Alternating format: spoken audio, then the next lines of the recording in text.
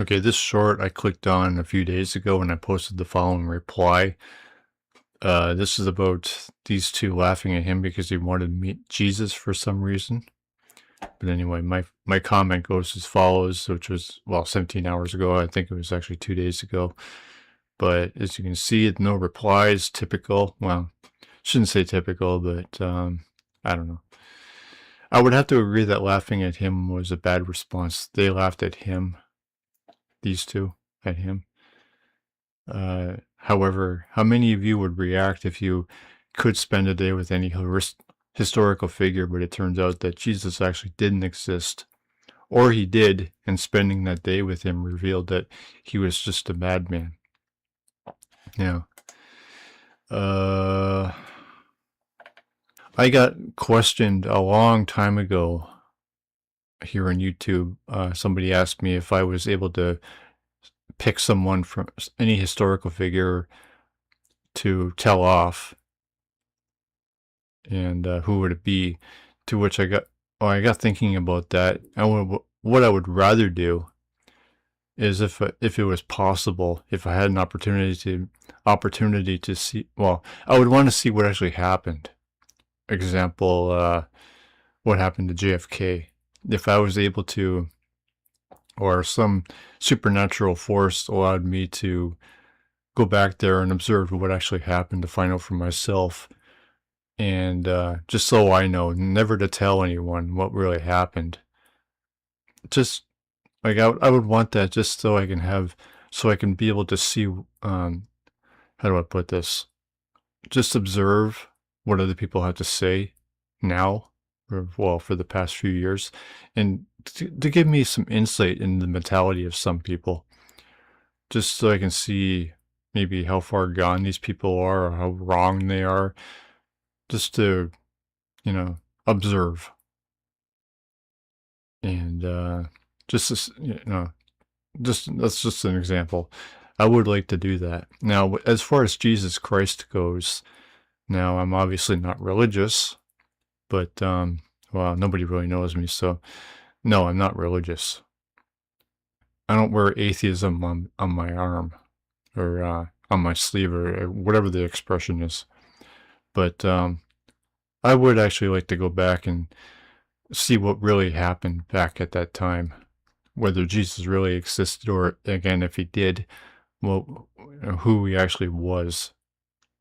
Now, if he did exist and Christianity did turn out to be the truth, I would still reject this religion. I don't care. People say that Jesus had good teachings, but well, Aaron Ra uploaded a video recently. I'm gonna borrow from that and then comment on it, what he said, going on about his teachings and such, and just break that stuff down. But that's on another video. But anyway, so what else I wanted to do here was just go over a few of the comments and break them all down. I'll do about 5. And I don't want to, I'm going to copy and paste the video link and reply to some of these people, well, it's going to be the first few. So anyway, like Jesus said, if the world hates you, remember it hated me first. If the world hates you, well, the question would be, you guys, Christians like to talk or mention the word hate. Oh, you just hate God or you just hate Jesus. To which my question would be, why do you love Jesus and God? They use the Bible as an excuse to hide behind by saying that people are going to hate you for it. And saying that it's just a persecution thing. They say that, oh, well, people are going to hate you. I mean, hate is sometimes justified. That's what they just, yeah. So, oh, well, like the Bible tells them, oh, well, people are going to hate you. Well,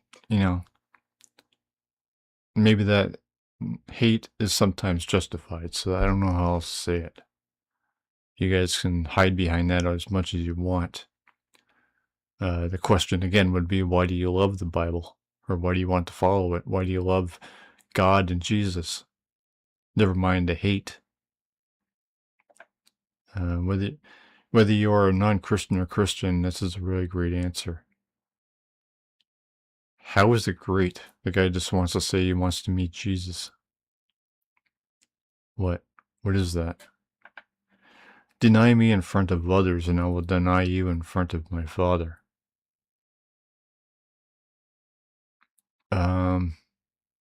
Why is it wrong to deny Jesus? Why is, like, this is obviously a threat. So how does this make Jesus good or God? What is that? To deny, people in front of the Father, in front of his Father, because they rejected him. And why does rejecting Jesus call for any kind of punishment or threat?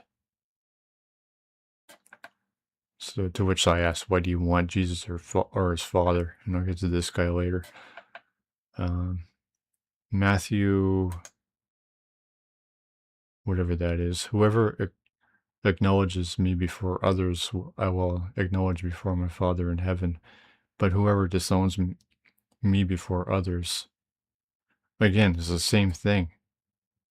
Why is rejecting or denying Jesus consequential? Why does that call for a consequence or a punishment? What is that? How is that harmful to people? And another guy who relies on the choice cop-out. It is your choice, but do you realize what you were denying is literally goodness? How is that goodness? How is a threat good? How is that goodness? I mean, wouldn't this goodness be naturally appealing if it was good? You wouldn't have to argue choice. And why is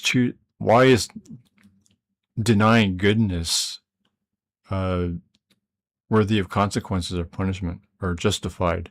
Whatever word you want to use. Why does it call for consequences to deny? Denying goodness, that would come in its own. Like, if you choose the opposite of goodness, God wouldn't have to God wouldn't have created hell. It would be, the consequence would be naturally inflicting.